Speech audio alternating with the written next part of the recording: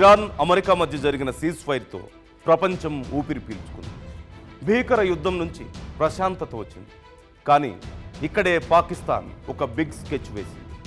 15 రోజుల సీజ్ ఫైర్లో కీలక పాత్ర పోషించామంటూ క్లెయిమ్ చేసుకుంటుంది. మా వల్లే శాంతి వచ్చింది కాబట్టి నోబెల్ పీస్ ప్రైజ్ ఇవ్వాలి అంటూ పాకిస్తాన్లోని పంజాబ్ అసెంబ్లీలో తీర్మానం సైతం చేశారు. ఉగ్రవాదాన్ని పెంచి పోషిస్తున్న పాకిస్తాన్కు అవకాశం దొరికినప్పుడల్లా భారత్ను దొంగ దెబ్బ కొడుతున్న పాకిస్తాన్కు నోబెల్ పీస్ ప్రైజ్ తీసుకునే అర్హత ఉందా? ఒక్క చర్చకే నోబెల్ బహుమతి ఇస్తారా? ఇప్పుడు ఇవే హాట్ టాపిక్స్గా మారాయి. నమస్తే, welcome to RTV special focus with నందు.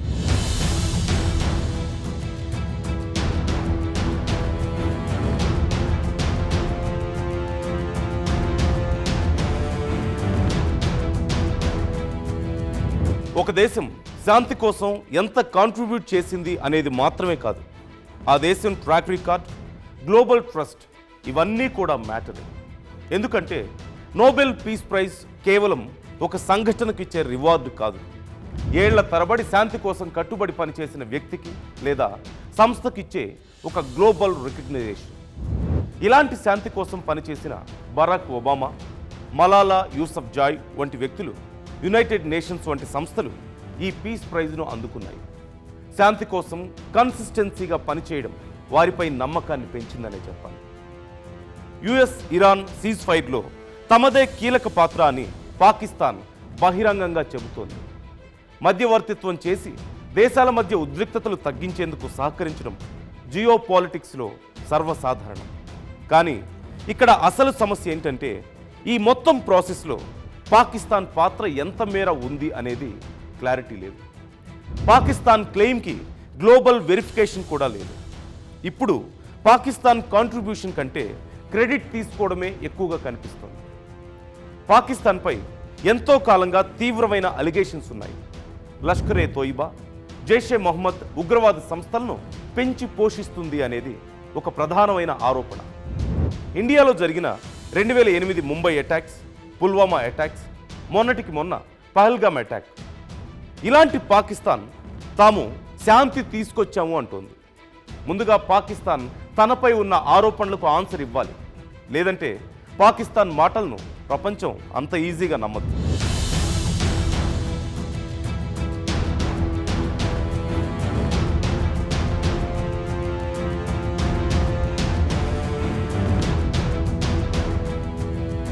అయితే ఇక్కడ పాకిస్తాన్ కేవలం అవార్డు కోసం మాత్రమే కాదు, ఇమేజ్ గేమ్ ఆడుతున్నట్లుగా కనిపిస్తోంది. ఎందుకంటే గతంలో ట్రంప్కి నోబెల్ ఇవ్వాలని పాక్ కోరింది. ఇప్పుడు డైరెక్ట్గా తమకే నోబెల్ పీస్ ప్రైజ్ ఇవ్వాలి అంటూ అడుక్కుంటోంది. అంటే మేము మారిపోయామని అంతర్జాతీయంగా తమ ఇమేజ్ను మార్చుకునే ప్రయత్నం చేస్తోంది. సింపుల్గా చెప్పాలంటే పీస్ కంటే ఇమేజ్ సెట్ చేసుకోవడమే దాని లక్ష్యంగా కనిపిస్తోంది. పాక్కు క్లీన్ ఇమేజ్ ఇస్తే అప్పులు పుడతాయి, ఆర్థిక కష్టాల నుంచి బయటపడవచ్చు. ఇది పాకిస్తాన్ ఇంటర్నల్ ఎజెండాగా కనిపిస్తుంది. ఒకవేళ పాకిస్తాన్కు నిజంగానే నోబెల్ పీస్ ప్రైజ్ ఇస్తే ఇది ఆ దేశానికి అతిపెద్ద డిప్లొమాటిక్ విన్ అవుతుంది. పాకిస్తాన్ మారిపోయిందనే మెసేజ్ ప్రపంచానికి వెళ్తోంది. మరోవైపు ఉగ్రదేశంగా పేరున్న పాకిస్తాన్కు అవార్డిస్తే నోబెల్ ప్రైజ్ క్రెడిబిలిటీపై ప్రశ్నలు మొదలవుతాయి. దానికున్న విలువ పడిపోతుంది.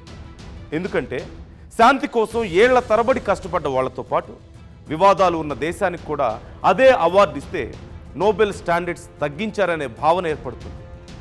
పాకిస్తాన్కు నోబెల్ ఇస్తే ఇండియా రియాక్షన్ కూడా ఖచ్చితంగా చాలా స్ట్రాంగ్గా ఉంటుంది. ముంబై, పుల్వామా ఘటనలను ప్రస్తావిస్తుంది. అలాంటి బ్యాక్గ్రౌండ్ ఉన్న దేశానికి పీస్ ప్రైజ్ ఇస్తే ప్రపంచానికే ముప్పు ఉంటుందని ఖచ్చితంగా వాదిస్తుంది. యునైటెడ్ నేషన్స్లో కూడా తన అభ్యంతరాన్ని చాలా బలంగా వినిపించే అవకాశం ఉంది. మొత్తానికి ఇది సింపుల్ డిమాండ్ కాదు, ఒక పెద్ద టెస్ట్ లాంటిదనే చెప్పాలి. శాంతి అనేది ఒక్క రోజులో వచ్చేది కాదు, టైం, నమ్మకం, నిజాయితీతో వస్తుంది. నోబెల్ పీస్ ప్రైజ్ ఎవ్వరినీ గొప్పవాళ్ళని చేయదు, వాళ్ళు చేసిన పనులే ఆ గౌరవానికి అర్హత తీసుకొస్తాయి. ఒకవేళ ఇచ్చారు అనుకుందాం, ఆ క్రెడిట్ పాకిస్తాన్ తీసుకోగలిగిందని అనుకుందాం. అంత మాత్రాన చరిత్రను మర్చిపోగలుగుతాము? పుల్వామా అటాక్ గురించి మనం మర్చిపోగలుగుతాము? భారతదేశం మీద చేసిన కుట్రల గురించి మర్చిపోగలుగుతామా? కాబట్టి పాకిస్తాన్కు నోబెల్ పీస్ ప్రైజ్ వస్తుందా రాదా అనేది ఒక అంశం అయితే, ఒకవేళ వచ్చినా పెద్దగా ఒరిగేదేమీ లేదు. ప్రపంచానికి ఈ విషయం తెలియందేం కాదు. పిల్లి కళ్ళు మూసుకొని పాలు తాగిన చందంగా ఉంటుంది ఈ నోబెల్ పీస్ ప్రైజ్ పాకిస్తాన్కి రావడం అనేది. సో మీ అభిప్రాయాలు ఏంటి ఈ విషయంలో? కామెంట్ చేయండి.